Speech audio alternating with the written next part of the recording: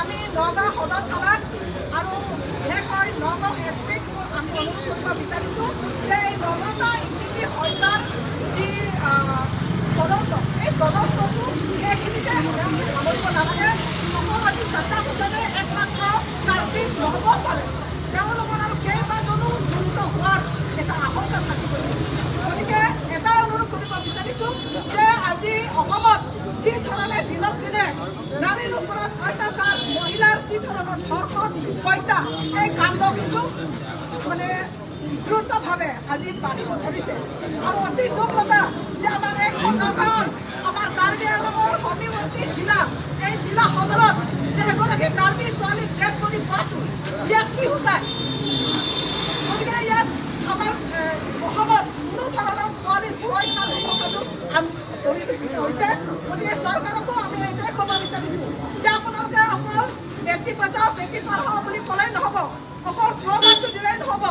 সঁচা অৰ্থত ছোৱালীবিলাকক, মহিলাসকলক তেওঁলোকে সুৰক্ষা দিব লাগিব।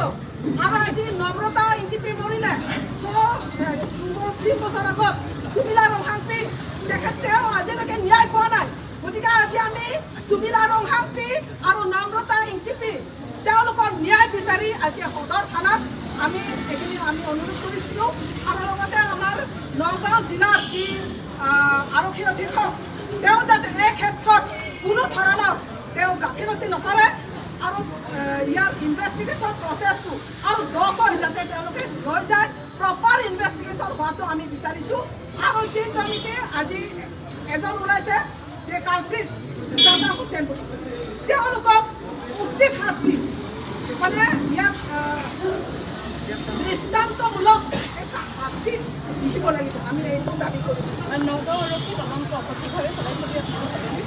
এই ক্ষেত্ৰত মই এইটোৱে ক'ব বিচাৰিছোঁ যে বৰ্তমান যিহেতু নম্ৰতা ইনটিপি হত্যা আজি তেওঁলোকৰ পৰিয়ালে চিহ্নিত কৰিলে, ইয়াৰ পিছতে এটা মানে ৰহস্যজনক বুলি মই যিটো কৈছোঁ যে নগাঁও আৰক্ষীয়ে এই পিংকি দাসৰ ফটোৰ লগত ডেড বডিটো মিলোৱা নাই নেকি, কিয় সেইখিনি নকৰিলে?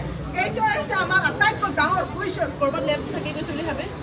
সেইটোৱে আমি ক'ব বিচাৰিছোঁ।